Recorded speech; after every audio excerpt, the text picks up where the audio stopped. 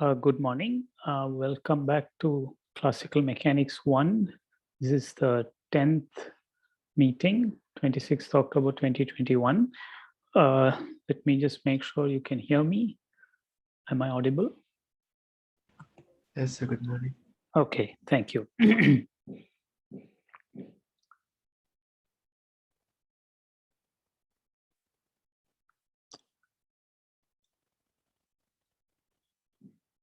All right, while we wait for the rest of the participants to come, let me just remind you that there's a homework due this week, Friday. Please ensure you hit the submit button and submit on time.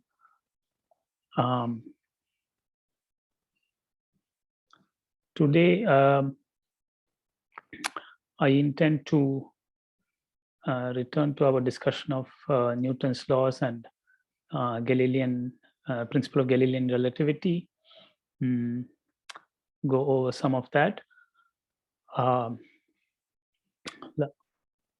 Last time I had overlooked to make the distinction between external forces and interparticle forces when discussing Galilean principle of relativity.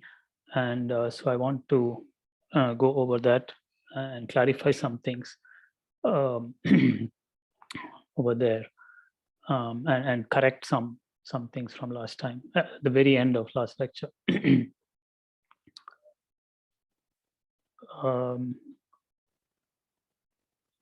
Okay, are there any questions while we wait for a few more to join us? Hello, sir. This is Fayan. In question number 1 of problem set 4, I think we need the additional constraint that x and y are orthogonal. Otherwise, simply x cross y is equal to z does not imply that they must be mutually orthogonal. Okay, let me look at the phrasing of my question. Do I have something wrong? Wait a minute.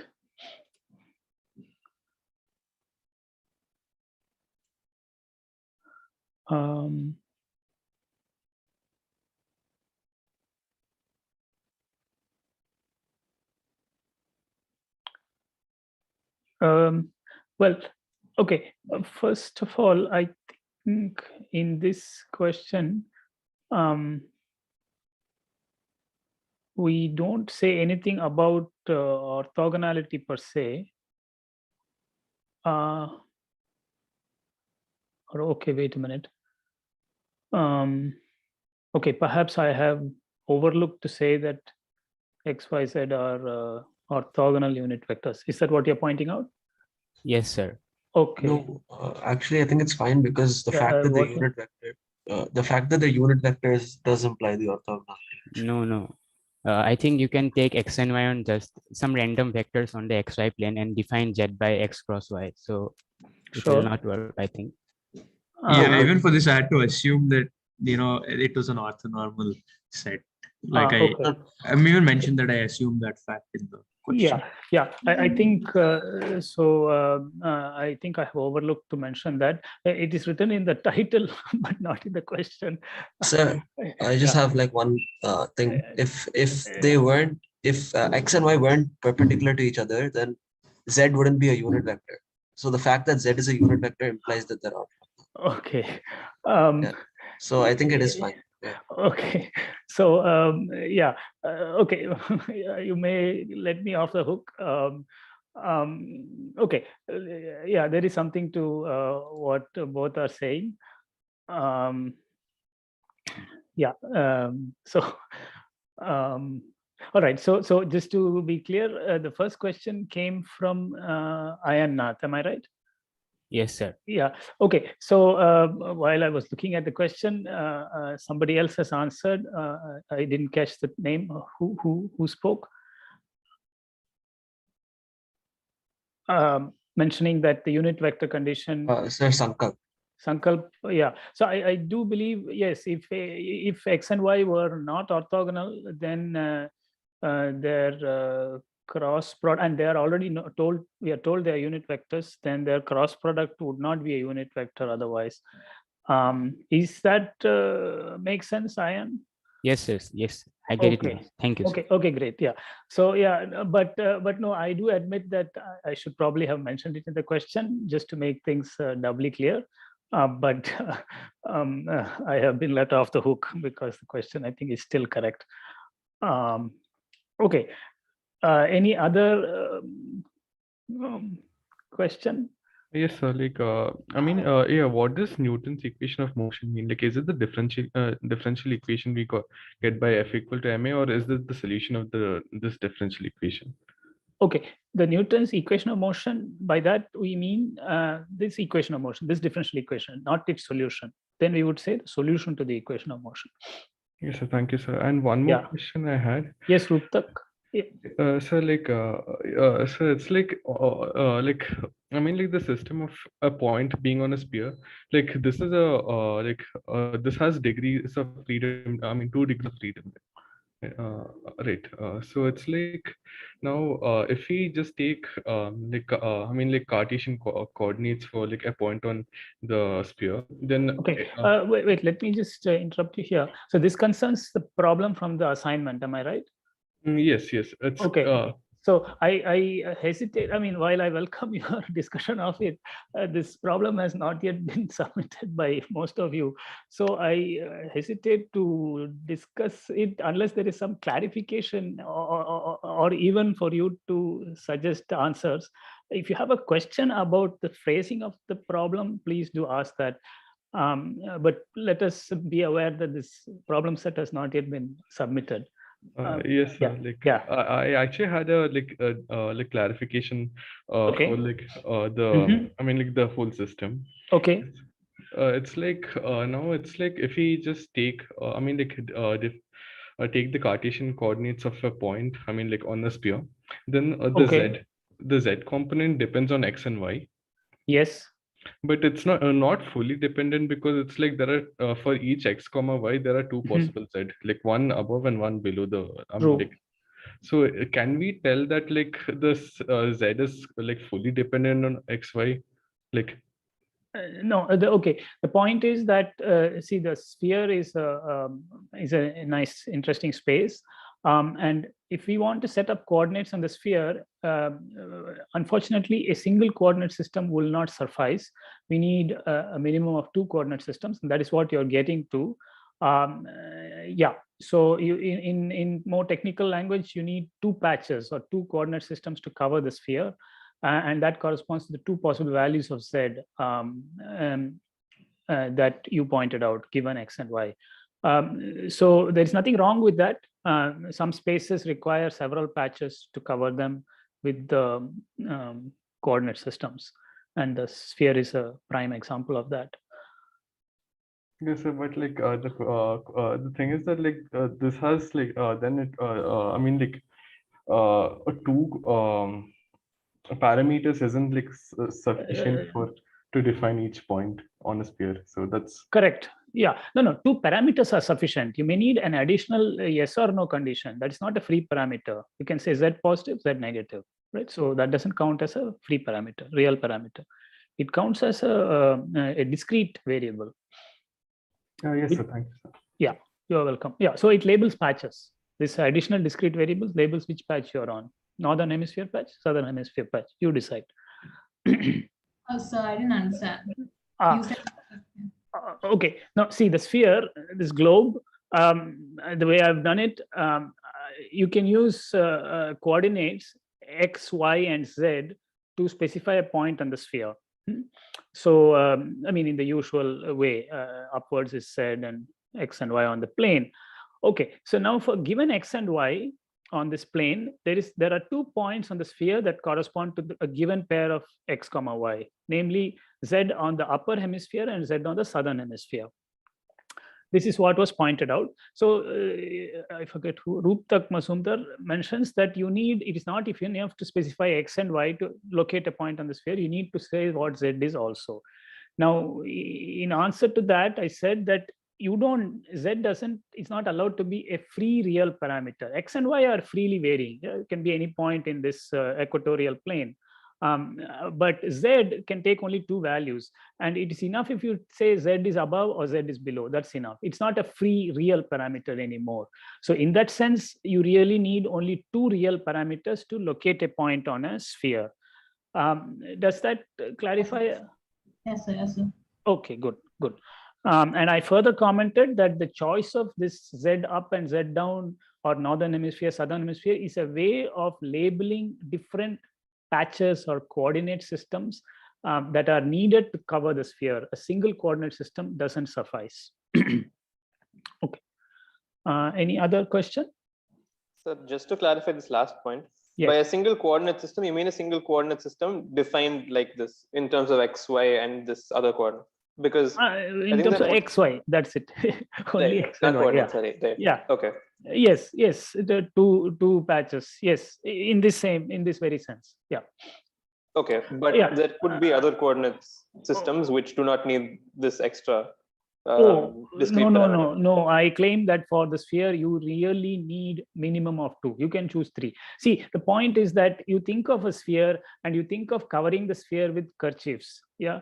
Question is, can you manage with one kerchief and have it specify the points of the sphere in a one-to-one manner? Yeah.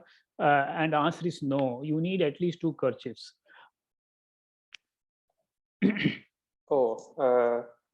Okay, maybe I'll think about this and ask again later. If I'm still Okay, sure. Yeah. Sir, I have one clarification in the same question about the sphere thing. Like usually what we do is while defining degrees of freedom, we have 1 degree, like 3 degrees of freedom to specify the coordinates of the center of the sphere, right? Okay. And, wait. Let me be very clear. This is the surface of a sphere, not a solid sphere. Yeah. And, so and it is a fixed sphere. It is not allowed to move. The sphere that's what I wanted to ask. Yeah. Okay. That's what I wanted to ask. If it was a fixed sphere or was it movable? Okay, it is a fixed sphere. I am sorry. I should have said a fixed sphere in the question. Yeah.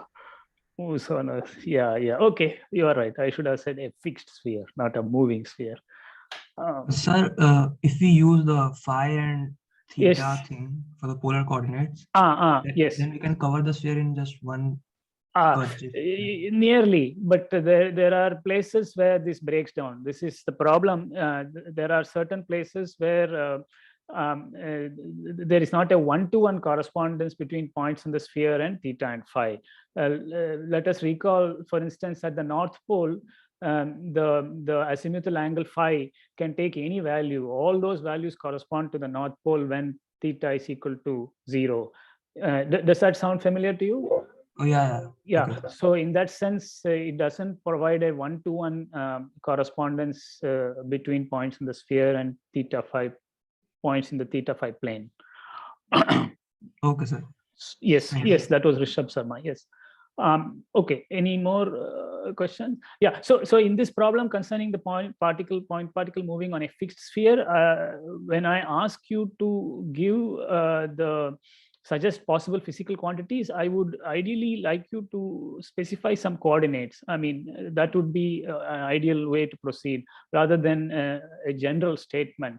It's okay if the coordinates don't cover the whole sphere. That is a nicety that we are not going to be worrying about much. But please do try to suggest some variables, not just words. Okay. Yeah. Any other questions? Okay. If not, let me now go back to our discussion of Galileo's principle of relativity.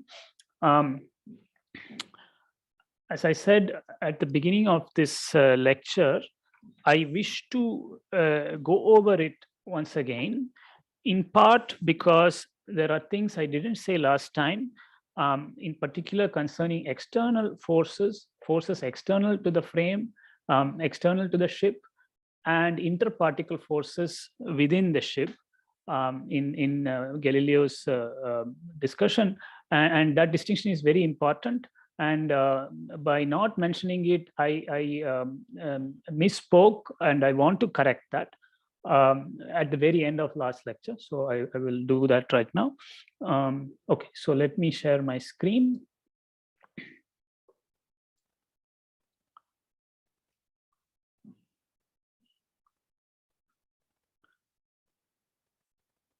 Yeah.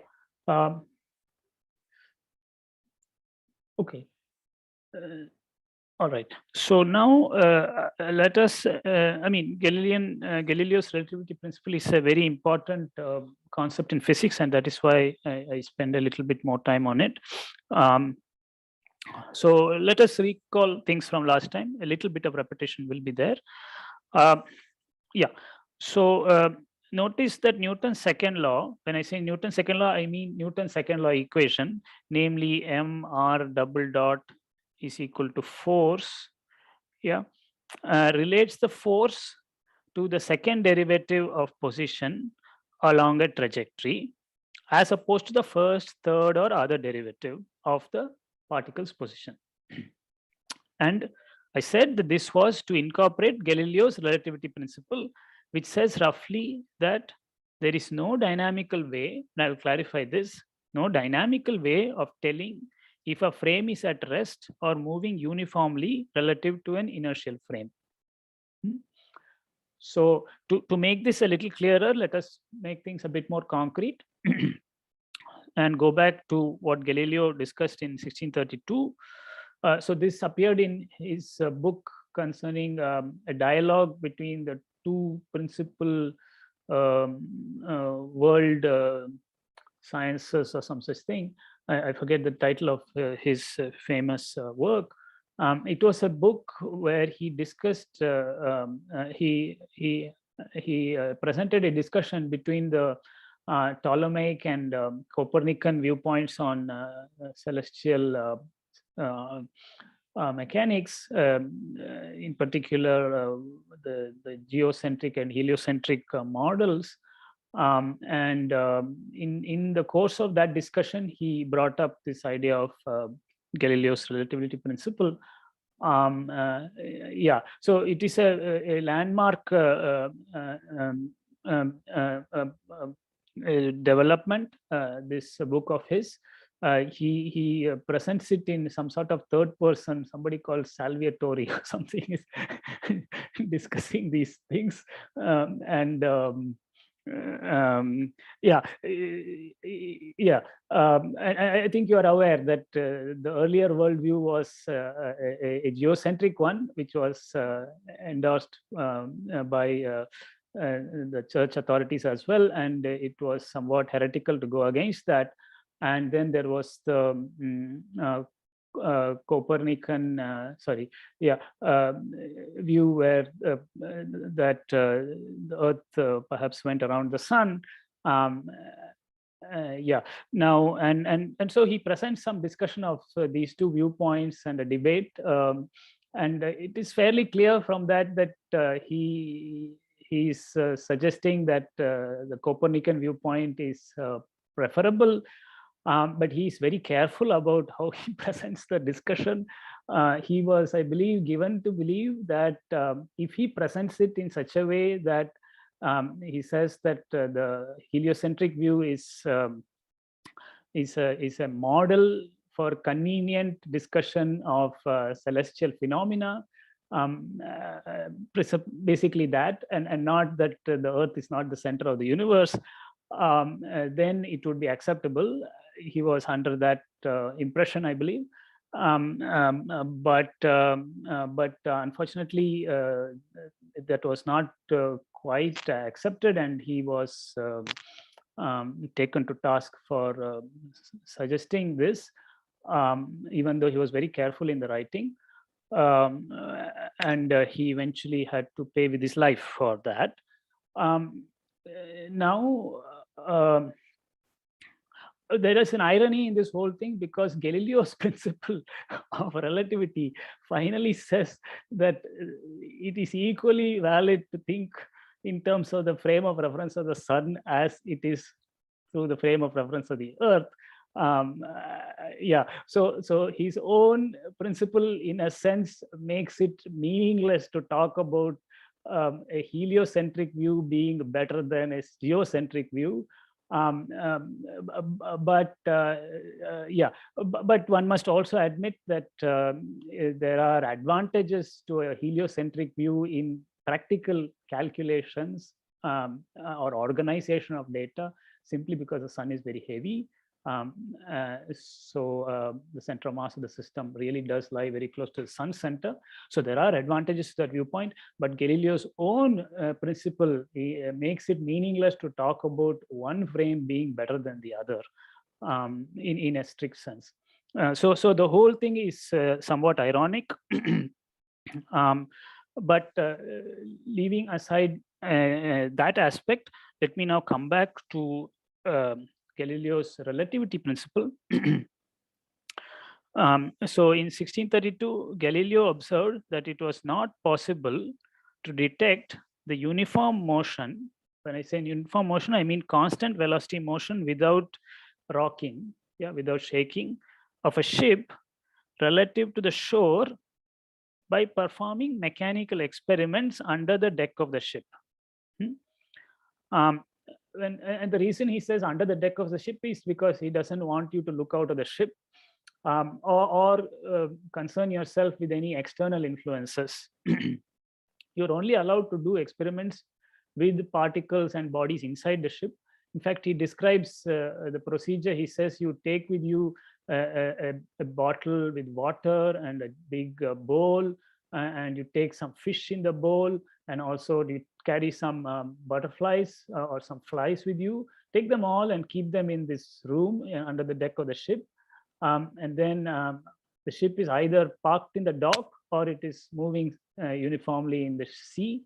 And then you can do experiments inside the ship. And the experiments are things like watching the water drop from the bottle to the bowl. You watch how it drops. I mean, does it come down in what direction, how fast, such questions. You're also allowed to throw a ball to somebody else in the same room, or to throw it against a wall and see how long it takes to hit the wall. Yeah, you're allowed to watch the flies, how they fly. I mean, do they have some preferred direction in which they generally fly? You're allowed to observe such things. And he also observes the fish, how they fly, how they swim in the water. And he does all of this on the one hand in a ship that is at rest in the dock, and one that is moving uniformly. And he asserts that it is not possible through such experiments to tell whether the ship is at rest in the dock or moving uniformly. So this was Galileo's very detailed and picturesque discussion. So just to summarize, these experiments that you could conduct could include observing the motion of projectiles. Yeah, I mentioned things like how long it takes for a ball that is thrown horizontally, say, at a given speed to reach a wall within that room. The manner in which water drips from a jug, how flies fly, how fish move, and so on. Okay, so these were the types of experiments he envisaged. Yeah, and I will make clear also what kind of experiments he did not permit, because that is equally important. And that is the next point. It is important to note that Galileo's principle is not concerned with forces external to that little lab room inside the ship. So he is not concerned with forces outside. In particular, let me take a specific example. If the acceleration due to gravity, which is an external force, it is not something between particles within the ship, within the room in the ship. In particular, if the acceleration due to gravity varies with location, and that is true, it does vary a little bit with location on the Earth's surface, and it certainly varies with height, then it may be possible for an observer in the uniformly moving ship to infer that the ship's frame is moving relative to the shore. Yeah, simply because the acceleration to gravity would change, and then you would say, oh no, this is not a ship that's at rest.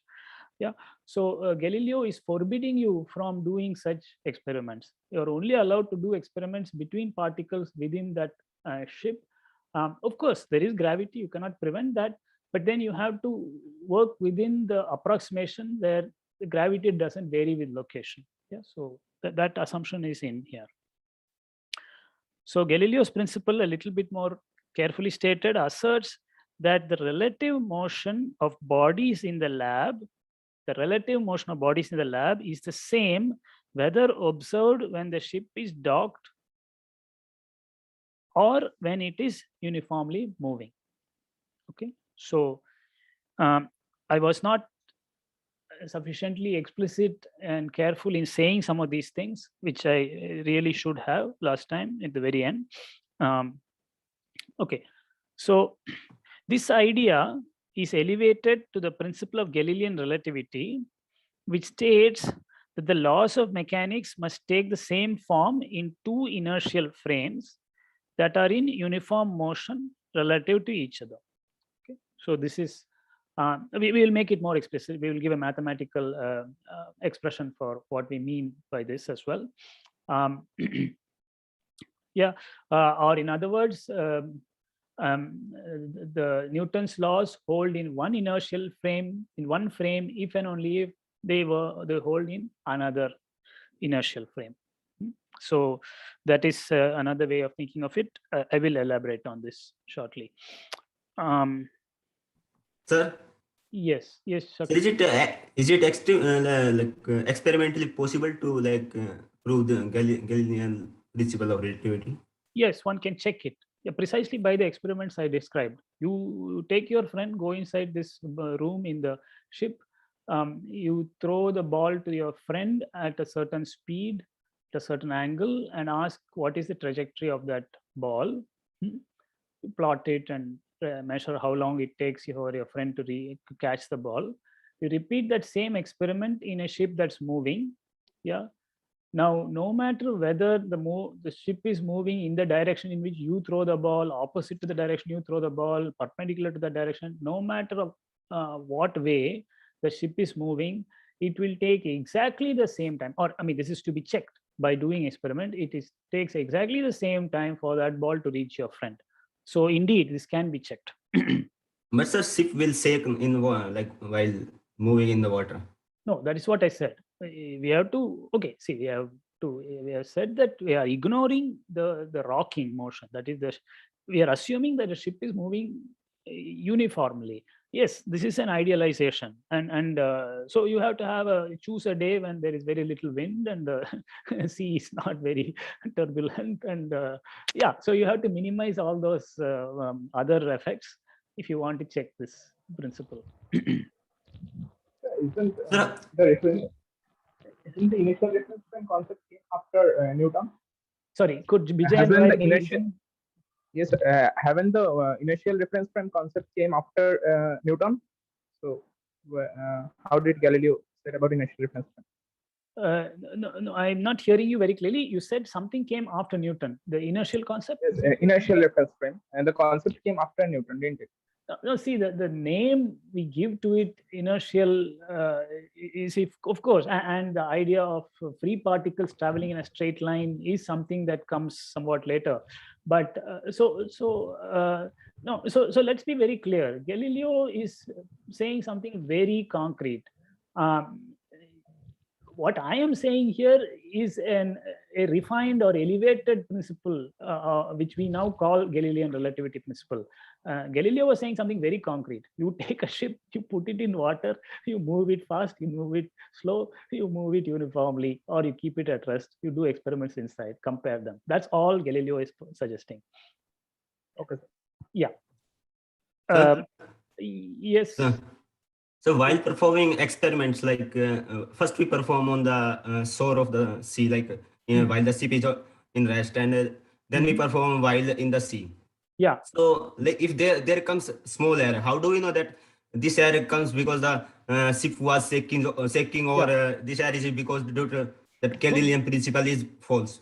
Correct. Very good question. I mean, this question applies to any experiment. There are many reasons why the results of an experiment may not match your hypothesis, and the onus is then on the experimenter to reduce those effects, so and convince themselves and others that the effect is not because of the rocking of the ship or of the wind and other such effects, and not a violation of Galilean relativity. So yes, you point out a very good point. It is up to the experimenter to establish to your satisfaction that the violation is not due to other effects or external forces. Yeah, there is. Your point is well taken, but you need to minimize those. As you do it once, then you try to reduce it further. You just wait for a day when it's somewhat less windy. Yeah. So you need to try to reduce those effects. So like one day we do it when the winds are fast, and one day when we do it the winds are low and the error reduced, then we can confirm that the errors were due to the technical errors. Correct. Not because roughly. See, I wouldn't say you can ever confirm, but you can provide evidence in favor of the Galilean relativity principle. That is as much as you can do in science. You can never confirm a principle in science. You can only falsify it, or you can provide evidence in favor of it. That is about all we can do.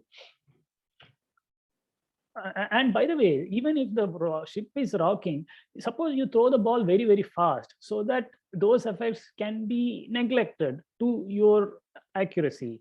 Yeah. So it's possible to, in relative terms, reduce certain other effects. Yeah. I mean, it is true there are always some earthquakes going on and there is some seismic events going on, but it may be possible to make the effect you wish to see very strong, so that those effects become subleading. Yeah. So yeah, one has to be very clever about this. Yeah. Is that okay? Yes, yeah. Okay. Fine. Yeah. Okay, so returning to our discussion, okay, this was just a parenthetical remark. So, okay, Ripunjay has a question. So, but there is some audio problem from Ripunjay. So now am I audible? Yes. Yes, sir. I wanted to ask, what does Galileo say about acceleration? Does he say that we can't detect acceleration, or he says that we are not talking about acceleration? What is his take in this aspect? No, Galileo is not talking about acceleration. Galileo is only talking about a ship that's moving uniformly. And Galileo, I mean, or Newton, Galileo, everybody, they finally conclude that acceleration is detectable. It is not as though it is undetectable. Yes, sir. So basically the reason that I'm asking this is, let us say that we have something where we have acceleration, which can let us assume that acceleration cannot be detected. Then our laws of motion, they need to take that into account. So it has to be higher than second degree.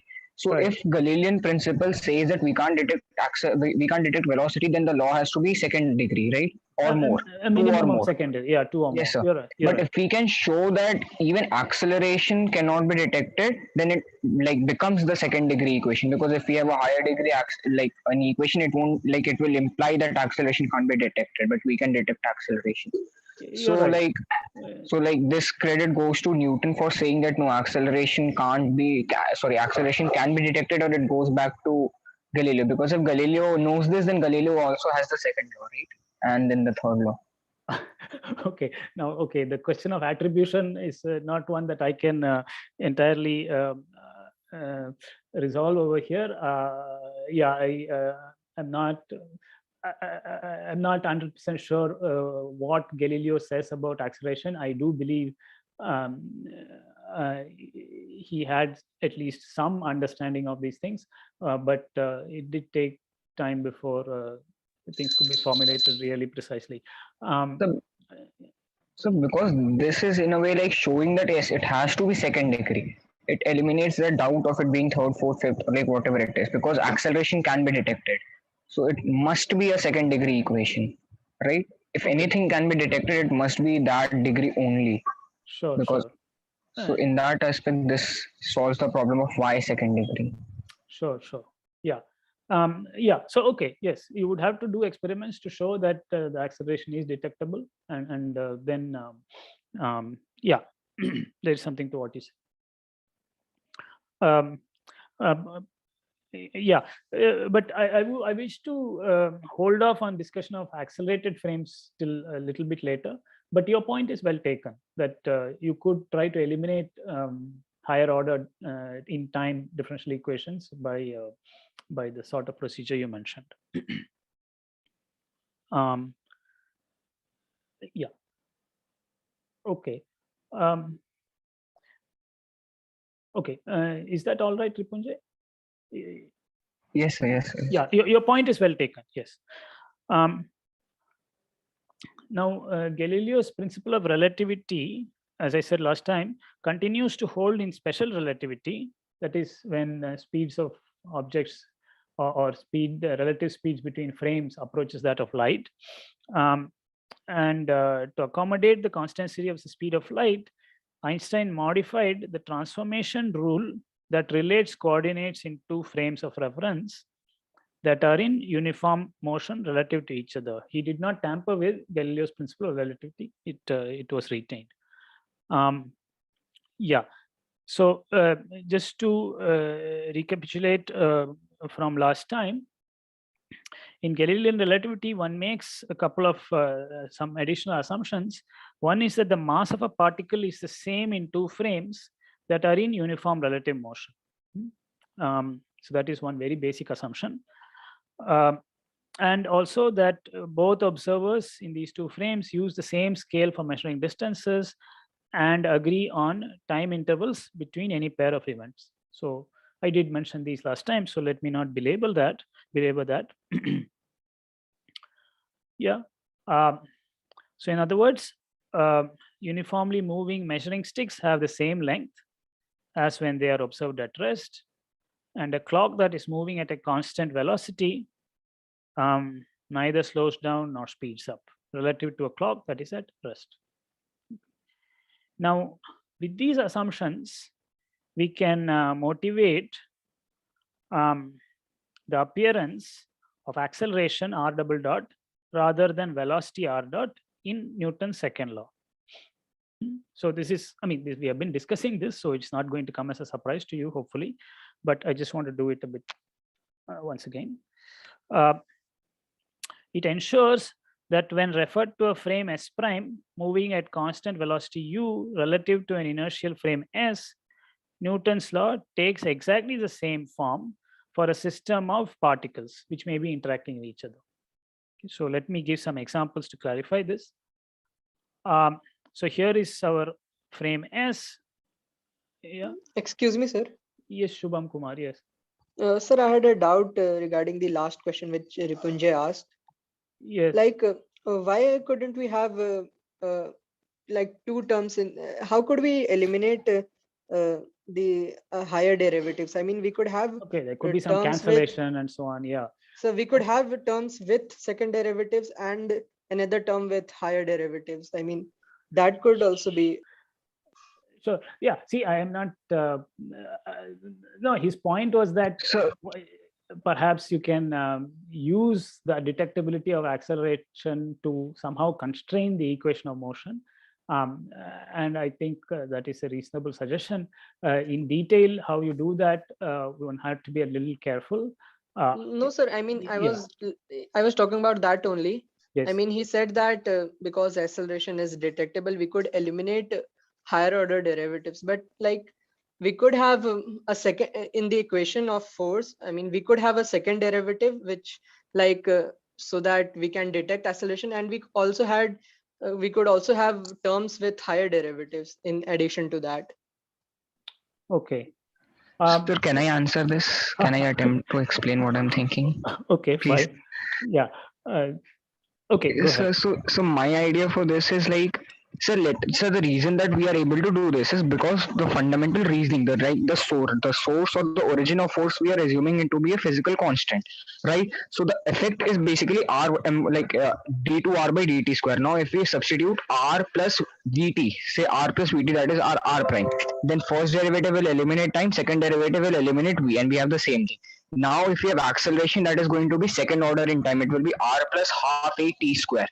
And if we have higher terms, then we can't eliminate a, right? Because when we take the first derivative, first time will go, second time will go. For higher derivatives, we'll have some constant which will come in addition with r by d2r or dnr by dtn plus some number. So we don't need it. So even if we have a term in higher degree, that thing will come, because when we make a transformation, that thing can be detected. So it won't match with our observation, right? Okay. See, I think okay. I hesitate to okay.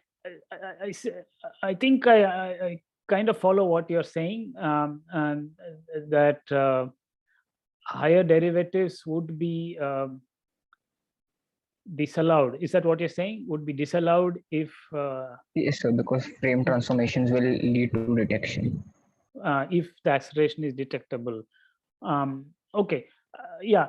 So okay. See, I'm sympathetic to your view, but without actually doing this carefully, I'm a little hesitant to take it on faith. See, because it's one thing to say that something can't be detected and thereby eliminate a certain term. Now, when you say something is detectable, then things get a little bit more complicated.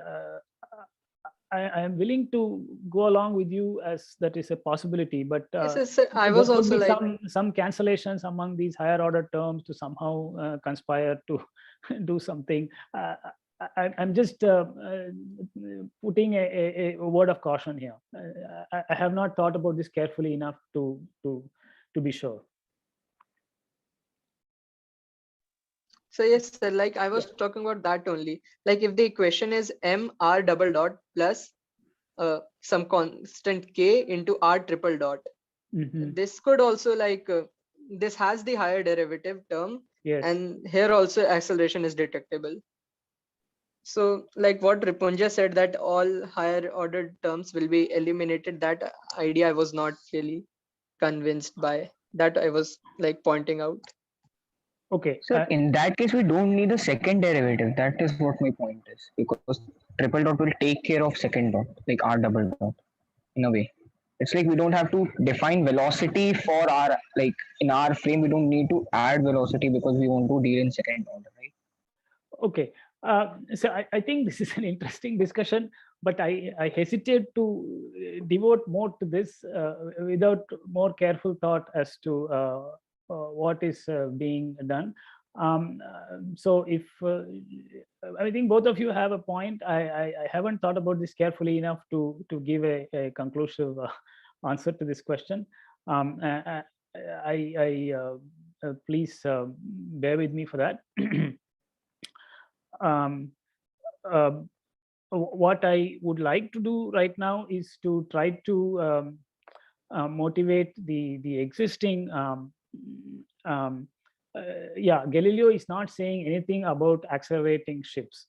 That much is clear, at least in his principle of relativity.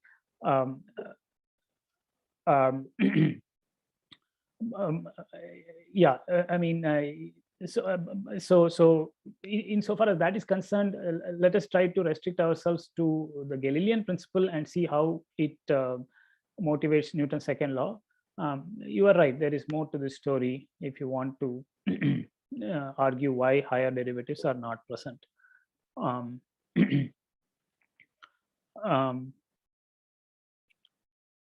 Yeah.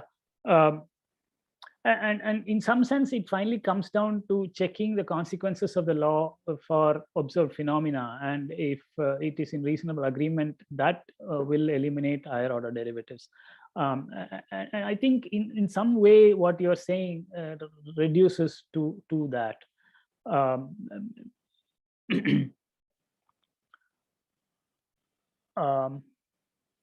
Okay, just a second. So sorry, Ripunjay and Shubham, I am not able to take this particular discussion in a very fruitful manner right now. So I hope you will excuse me for that. And let us return to the Galilean principle. I think this is already evident to you, but let me just go over it. So for example, suppose the frames coincide at t equal to 0. So that was what this picture shows. The frame S prime is moving in this direction with velocity u.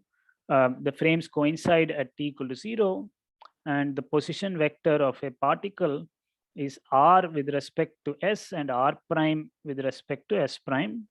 And the two vectors are related by the formula r prime is equal to r minus ut. Yeah, so and ut is the position vector of the origin of s prime relative to s. So given this relation between r prime and r, we notice that r dot or r prime dot is equal to r dot minus u, and therefore r prime double dot is equal to r double dot. Okay, so the two accelerations are equal in the two frames. Yeah, r prime double dot and r double dot are one and the same. And therefore, to begin with, the equation for a free particle is the same in both frames, namely mr double dot equal to 0 and mr prime double dot equal to 0. So the two equations are the same. If it was a free particle in one frame, it is free in the other frame. In other words, a particle is free in one frame if and only if it is free in the other. Okay, so this is the sense in which the equation of motion for a free particle takes the same form, identical form in both frames, which are in uniform relative motion. Yeah, so Newton's second law is able to account for that at least. Let us take one further step and look at Newton's second law. Newton's second law for a pair of particles subject to an interparticle force, okay, that depends on the relative distance between the particles. Yeah, I'm looking at something fairly concrete. You have two particles, say, I mean, they could have different masses. I've just taken them to be equally massive. And we have some origin, and this is R1, and that is R2. You observe them from two different frames, the unprimed and the prime frame. Now, the distance between the two particles is given by the magnitude of the vector R1 minus R2. Yeah, I mean, this is just a specific example. The force could depend not just on the distance, it may depend on the actual vector R1 minus R2. That too is fine. But let us just consider this as an example. So Newton's equations for the two particles in the original frame, the unprimed frame, are these two: m r1 double dot equal to the force due to 2 on 1, which then depends only on the distance, modulus of r1 minus r2. Similarly, you have the equation of motion for the second particle, and that is m r2 double dot is equal to f1 on 2. Okay, this is the force of the first particle on the second. That again is assumed to depend only on the distance between the two particles. Okay, now this is quite common. The force of gravity between two particles or the electric force between two particles depends only on the distance between the two particles. So this is a fairly good assumption for many practically important situations. Now, notice that r prime is equal to r minus ut, and therefore r1 minus r2, when written in the primed frame, becomes r1 plus ut. So here you have r is equal to r prime plus ut in general. So for the first particle, it is r1 prime plus ut, and for the second particle is r2 prime plus ut, of course, subtracted. And you notice that the ut terms cancel out, and so the displacement between the two particles is the same when referred to either frame. R1 minus R2 is the same as R1 prime minus R2 prime. And therefore, if the force depends only on the distance displacement between the two particles or on the magnitude thereof, then the equations of motion will take exactly the same form in the two frames. Yeah, with in the primed frame, you would have exactly the same equation. I can write it here, M R1 prime double dot, because R1 prime double dot and R1 double dot are one and the same, which we discussed earlier, would be given by the same force, F2 on 1 of modulus R1 prime minus R2 prime. Yeah, and the same equation for R2 with all unprimed variables replaced by primes. Okay. So to say it differently, the force that one particle exerts on another does not depend on the frame in which you consider this force. The amount of that force, direction, its magnitude are one and the same in both frames. And that is what ensures that Newton's equation is exactly the same in both frames. Furthermore, we can also, okay, so let me just conclude that statement. We notice that the velocity u, the relative velocity between the frames, cancels out from the difference in position vectors. Yeah. And thus, the relative velocity between the frames u makes no appearance in the equation of motion in the primed frame. All right, that's gone. And therefore, Galileo's principle can be accommodated here. There is no way from studying this equation of motion that you could have told that this frame is moving at velocity u relative to the S frame. Now, this is not special only to forces that depend on relative displacements. It is also valid for forces that depend on relative velocities. And I think this is along the lines of what was mentioned last time also, or a question was raised last time. So this relative velocity u also cancels out, I mean the frame boost velocity cancels out from the difference in velocity vectors as well. R1 dot minus R2 dot is the same as R1 prime dot minus R2 prime dot. Yeah, if I take the derivative of this equation, I'll get R1 prime dot, R prime dot is equal to R dot minus U. And that is for 1. And R2 prime dot is equal to R2 prime minus U. So taking the difference in velocities, R1 dot prime minus R2 dot prime is the same as R1 prime minus R2 prime. The U cancels out. So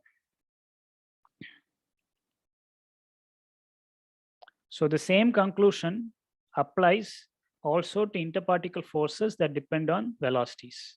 And that includes friction. We were saying last time that friction is a force that typically does depend on the velocity of your body relative to the other body. And so let me say this in a positive way. So practically speaking, projectiles move in exactly the same way when observed in two frames in uniform relative motion. And in doing so, we ignore possible variations in external gravitational acceleration. Yeah, so that is an external force. We are ignoring those changes. And second, that a brick sliding on a plank subject to friction displays exactly the same dynamics, irrespective of whether you experiment with that brick and plank below the deck of a docked ship at rest, or a uniformly moving ship. Okay, so any question about these ideas?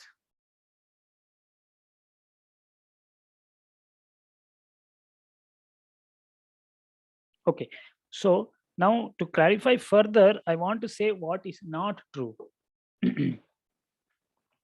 And that is equally important. So far, we have been talking about interparticle forces within that lab on the ship. Yeah. On the other hand, Newton's second law for a particle subject to an external force. So that is what this equation refers to. Mr double dot is equal to F of R. This one could refer to as just a single particle subject to an external force. This external force could be the gravitational field, the force due to the gravitational field of the Earth.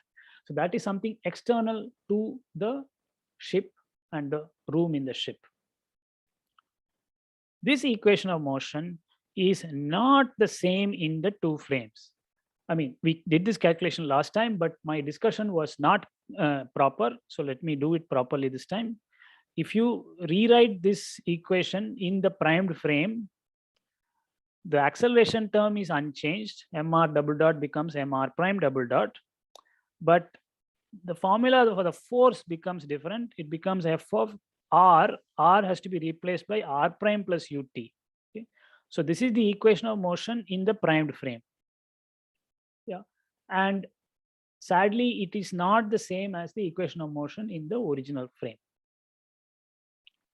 In particular, the frame velocity u appears in the equation.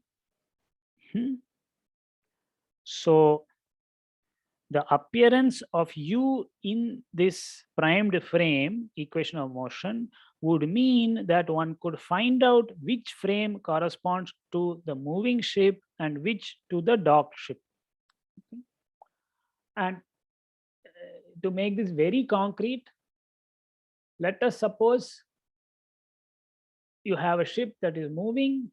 It is moving on the surface of the Earth, and in different places of the Earth, there is slightly different accelerations due to gravity, which is now an external force. And you could use that variation of acceleration due to gravity to detect the motion of the ship, even if the ship was moving uniformly. Okay. So just to say that once again, for instance, variation in the acceleration due to gravity at different locations could be used to determine that the experiment was performed in a moving ship rather than on a ship that is at a fixed location on the shore. In the dock. Yeah.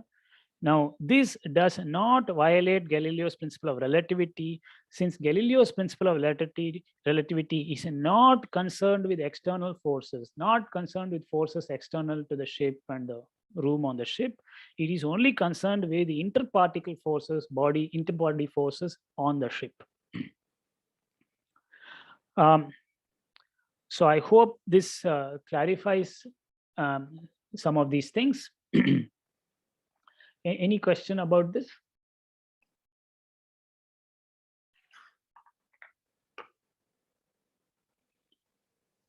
Yes, sir. So if there were two, sir, there were two places where in one place the acceleration of gravity was higher, and so you throw a ball, and if it's falling faster, then you know that the ship has moved.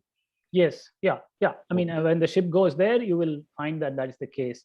And the ship that doesn't move will never observe such a thing at all. Yes. Okay, bro. Yeah. Okay. So finally, let me, any other question?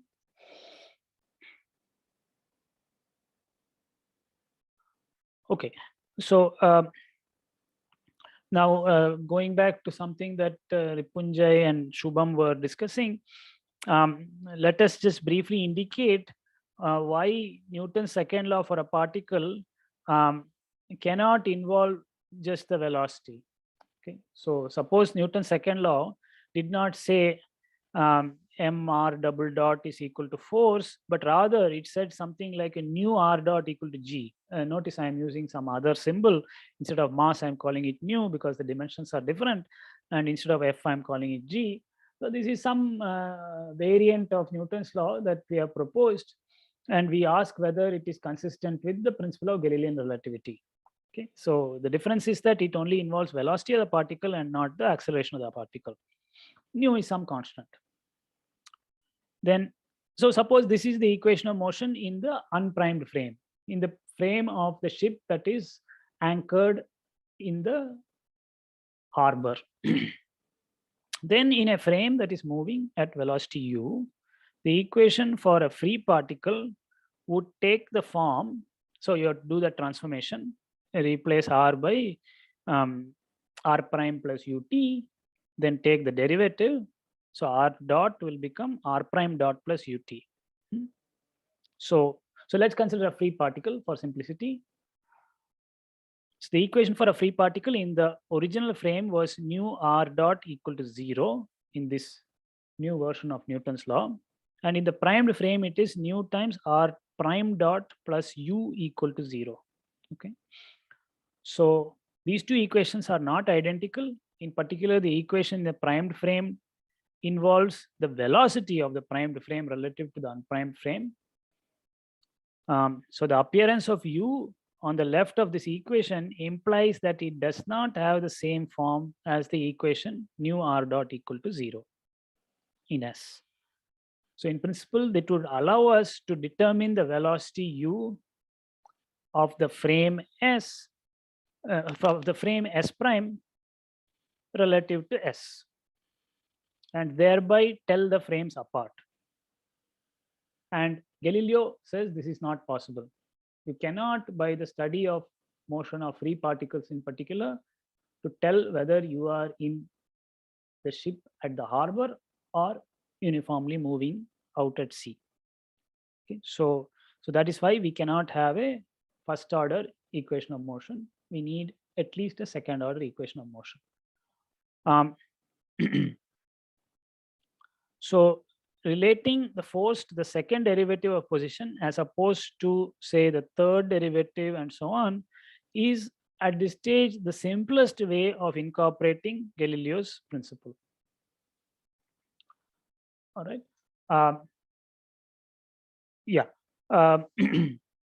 And this is sometimes called the principle of parsimony or the principle of or Occam's razor, which simply says that when you have options of I mean a second order, a third order, and fourth order equation, all of which satisfy Galileo's principle, one at least begins by considering the simplest version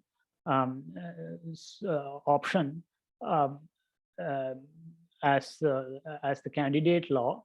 That of course has to be checked.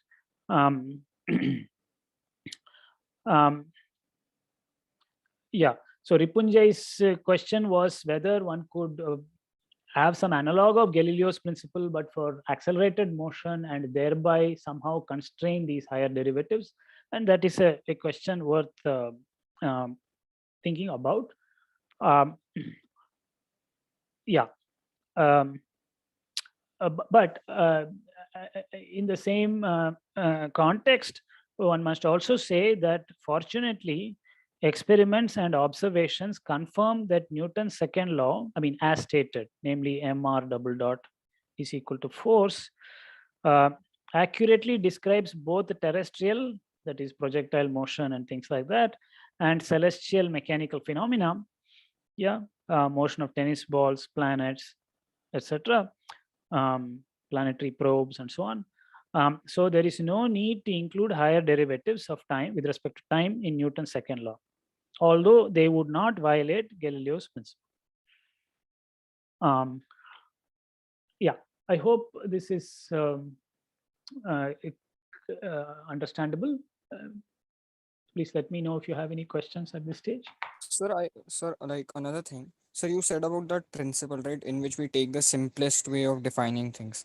That principle has been applied twice in this aspect. First in choosing the second derivative, and second in choosing it that it is going to depend on one term, like d2r by dt square, right?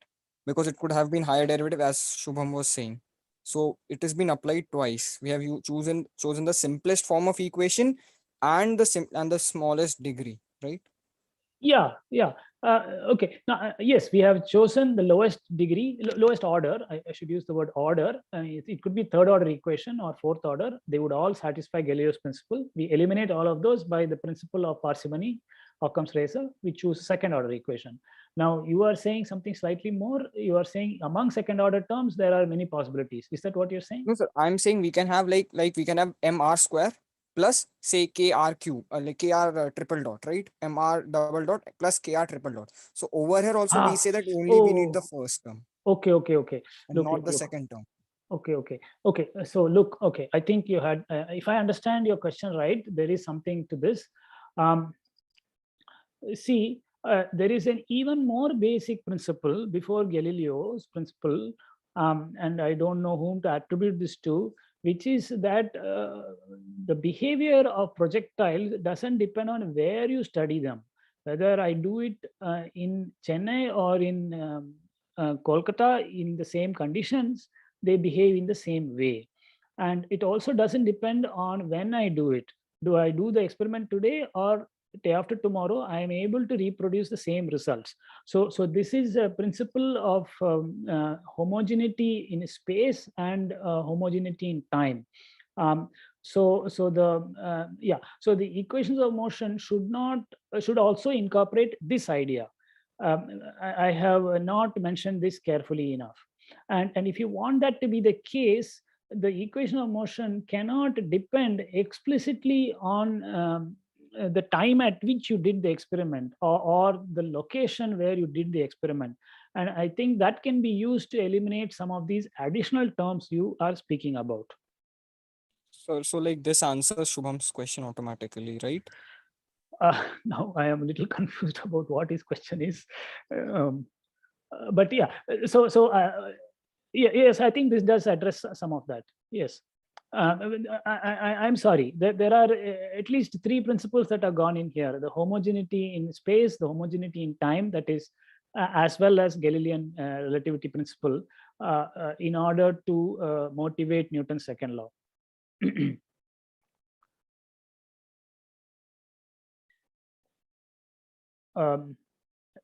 I mean, in particular, why there is not a term in Newton's law that involves simply R itself?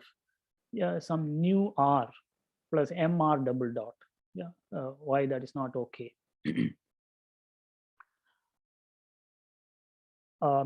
Is any question about that?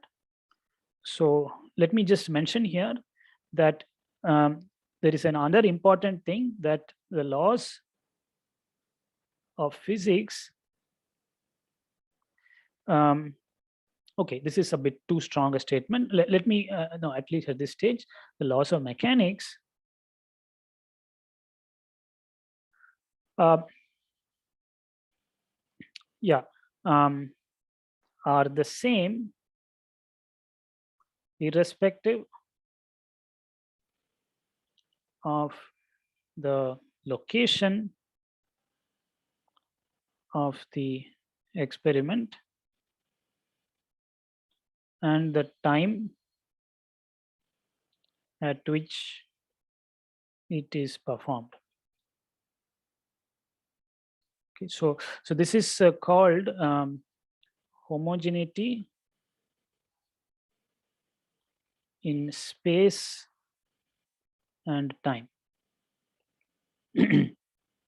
So when I say laws of physics, I should actually have said that it is observed that physical phenomena or results of experiments are reproducible when performed in another location under same conditions, or at a different time, again under same conditions.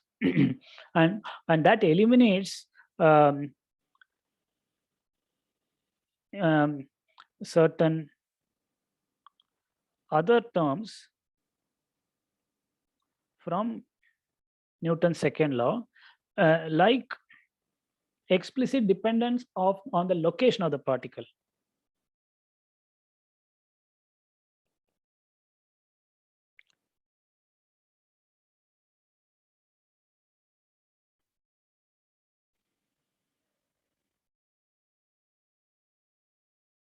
Yeah, so what I mean is an equation of the sort nu r plus mr double dot is equal to force. Suppose this was Newton's law, would violate the homogeneity of space because the location of the particle sort of appears explicitly in the equation.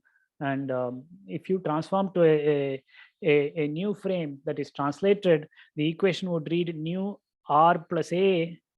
Yeah, you simply translate the frame by a constant vector a.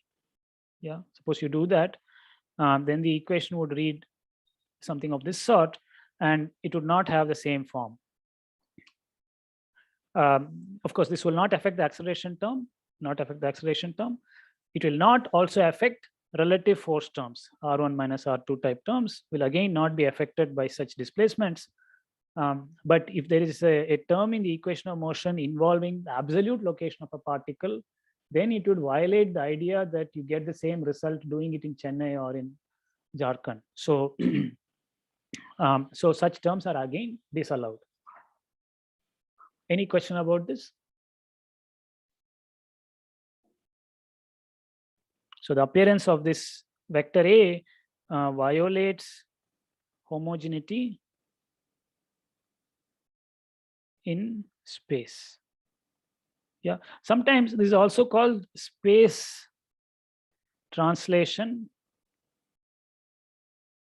invariance of the laws of mechanics. Yeah, the laws of mechanics must respect invariance under space translations. They must respect invariance under time translations. They must respect invariance under transformation to frames moving at uniform speed relative to each other. Okay, so these are the requirements based on our observations of how nature behaves. Sir? Yes. So this makes sense to me. Yes. Yes, sir. Yeah. This makes sense to me in the sense that, yeah, the laws should not change when we translate in space. But I'm not able to properly reconcile this with the idea that a force can depend on space, on position. So if one has a force. Oh, please. Yeah, this is a very, very important thing. When we talk about forces, we have to be very clear. Is this an external force? Is it an interparticle force? The whole issue concerns only that. Force can depend on location, definitely. But I think you are thinking of a different kind of force. You're thinking of gravitational force on the earth or something like that. And no doubt, the gravitational force in the Himalayas is different from the gravitational force in Chennai. And therefore, the experiment performed in the Himalayas and here will not have the same result. We do accept that. Okay. Okay. So an experiment concerning only forces like interparticle forces. Yes, right. Exactly. Interparticle forces. Right. So if the experiment does not contain any external forces, if we're not so internal forces should not depend on location. Is what this is saying. Exactly. Yeah. Okay. So that is in particular what is being asserted here. Okay. Yeah. That makes sense, sir. Yeah. Sir, I had one more question. This was about one of the previous points regarding nu times r dot as a potential equation for Newton's first law. Yes. I just wanted to confirm my understanding of that. So suppose that was indeed the equation.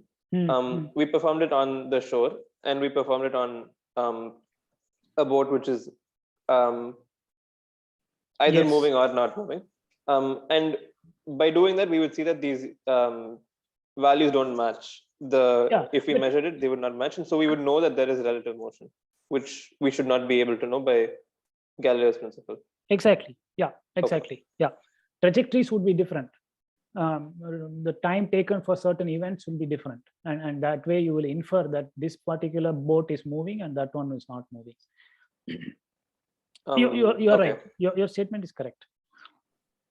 Okay, sir. Yeah. Thank you, sir. Yeah. Okay. Any other questions?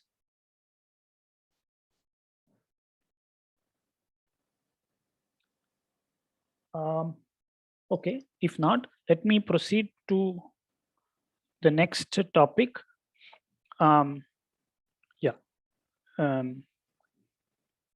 The remaining few minutes. And this concerns a linear superposition of forces. This is also an important principle. So suppose a particle is acted upon by two forces, F1 and F2.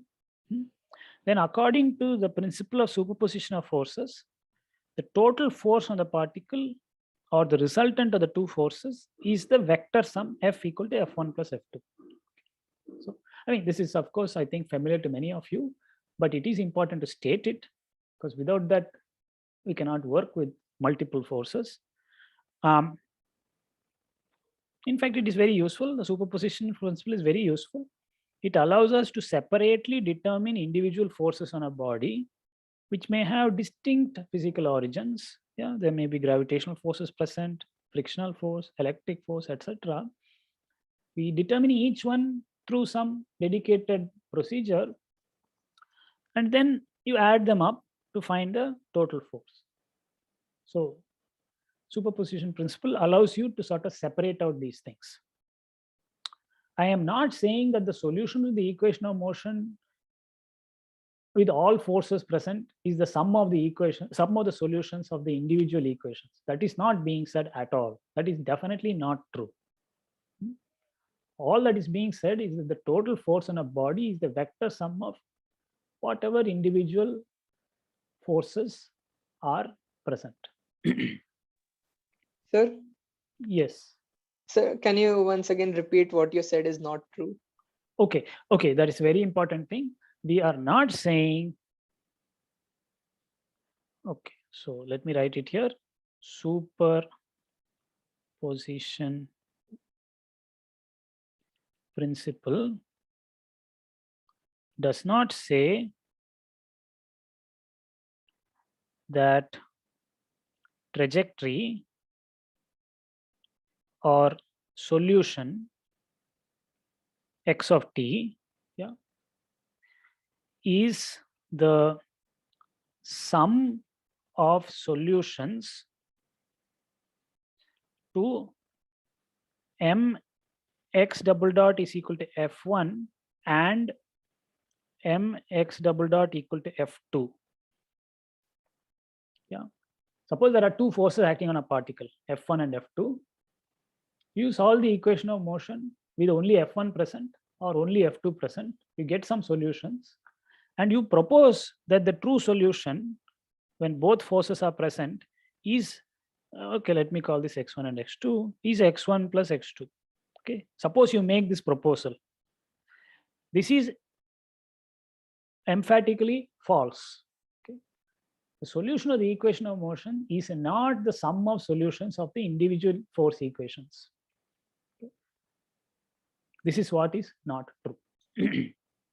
And the reason for that generally is that the forces themselves may depend in a non-linear fashion on the position and velocity. Okay? So because of those non-linearities, you cannot simply take solutions of individual force equations and add them up and get the solution of the when both forces are present. So Shubham, is that clear? Yes, sir. And sir, one more thing. Yeah. Like this linear principle of linear superposition. I mean, is this of the forces? reason why? Let me be linear superposition of forces, not of solution. Yes, sir. Yes, sir. Yeah. I mean, yeah. Linear superposition forces. Is this the reason why we can consider force as a vector? I mean, yes. So I think we need to. Yeah. So I mean, in a casual way of saying it, we are using the vector nature of forces to formulate the principle of superposition. Yeah, but I think that is to put the mathematics before the physics. No. The physics is saying that the resultant force on a body is the sum of those forces, and therefore, yes, sir.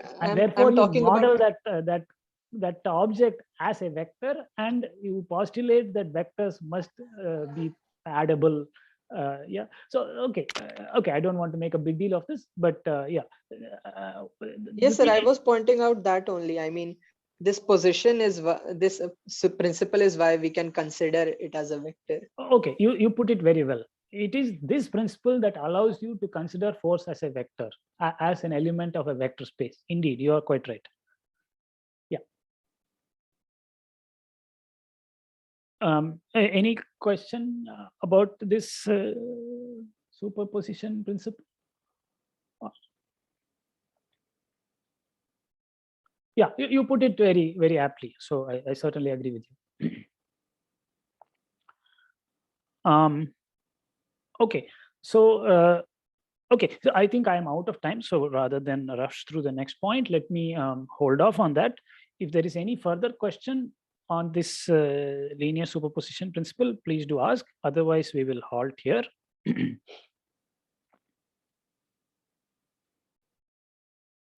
So on the last question, like yes.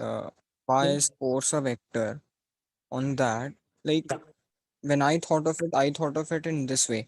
We see an interaction happening in the universe and we try to quantify it. So to quantify it, we see how am I observing it? I'm observing it in terms of rate of change of momentum, say. So that becomes my expression. Now rate of change of momentum is nothing but like you have your position, like you have your displacement vector, and that has been multiplied with certain scalars like time, mass, and other things. So because displacement was being added in a particular way because of its definition, that initial minus final, so final and initial will always be cancelled.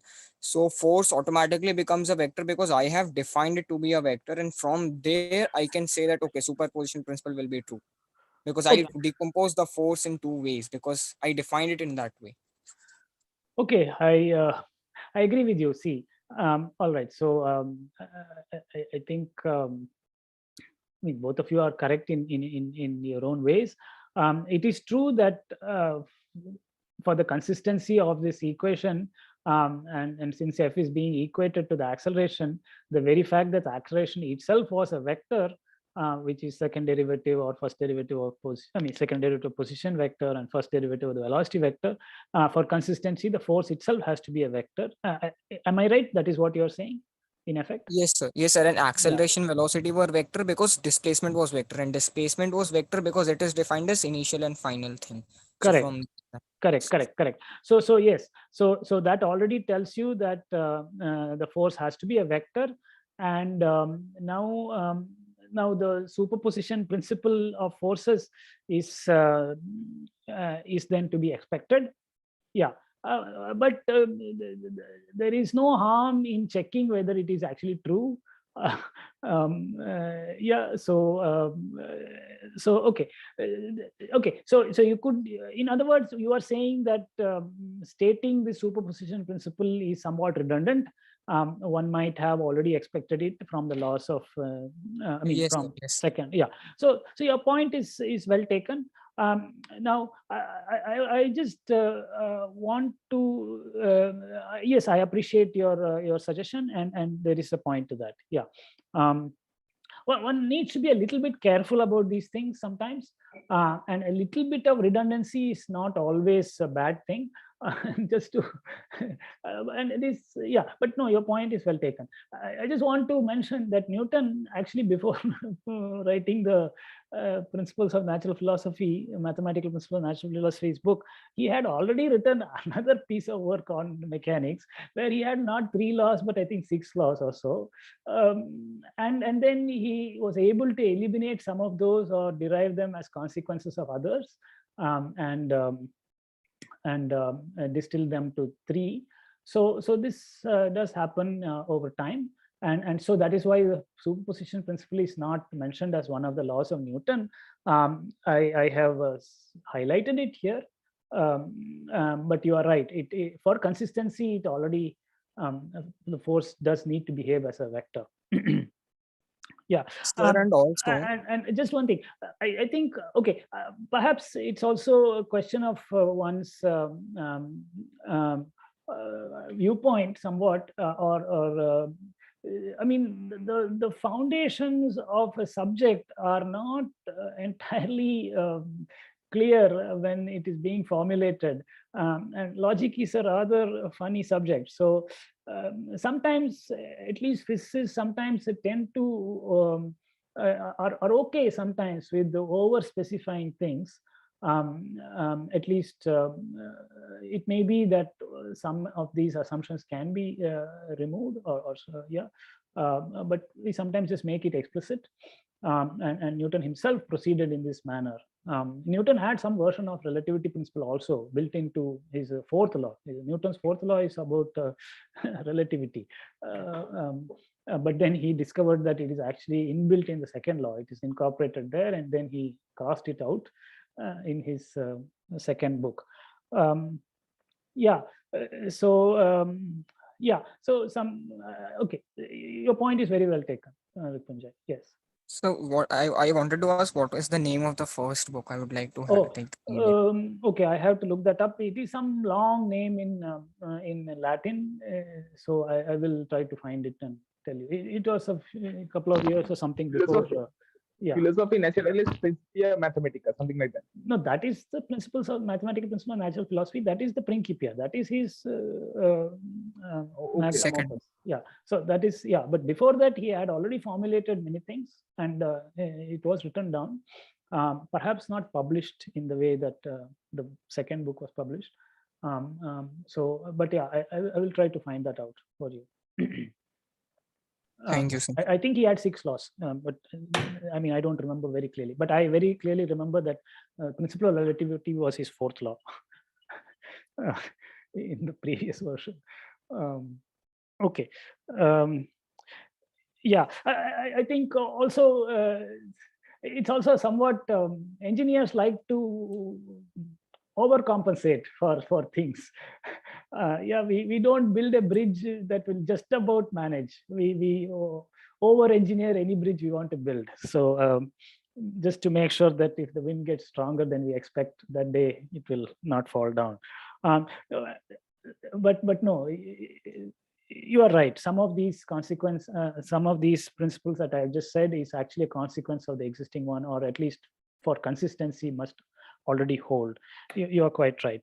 The question of what is the most economical way of stating the principles is a question of partly of taste and logic. Yeah. Okay, any other question? Sir, overcompensation is also good because if the teacher proves everything, then the assignment becomes easier. Okay. All right, yes. Okay. Perhaps on that note, then we will make it easy to have lunch now, unless there are any more urgent questions.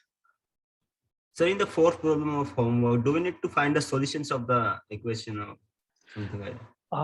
Wait a minute. So in the 4th problem, no, we are not asked to find the, no, we are only asked to formulate the equations of motion in matrix notation and to find the powers of that matrix A. Yeah, so that is the question being posed. Yes. Thank you, sir. All right. Okay. Any other questions right now? Otherwise, I thank you for your attention, and we shall halt here and meet on Thursday. Please finish your assignment in good time. Please don't wait till the last minute. So what about mid-sems? I will let you know about that. Right now, please submit your assignment. So one more thing, like, so these notes that you have, yes, like these notes are complete, right? So can you upload all of it, like the entire thing, not just the part we have covered, the entire thing? I mean, as we go, they will be augmented. And see, what happens is that you ask questions. For instance, I had not discussed the homogeneity of space and time. Now that has been discussed. And since somebody asked me to include that, I will include that in the notes and update them and provide them. So I hesitate to give the notes before I have already, before the discussion in the class. Because to be honest, they are not complete. So I mean, they are in the process of completion. So I'm not in a position to provide them in advance. I hope you will patiently wait for the class. Okay, sir. Okay. But so what are we going to cover in the present course of classical mechanics one? Okay, the outline of topics is given on the course web page. So that gives a rough idea. Yeah. Yes. Yeah, thank you. Okay. All right. So thank you very much. I will stop this lecture now and have a good afternoon. Thank you, sir. Thank you, sir. Yeah. Thank you, sir. Thank you, sir. Yes. Thank you, sir. Yeah. Thank you, Professor. Thank you. You're welcome.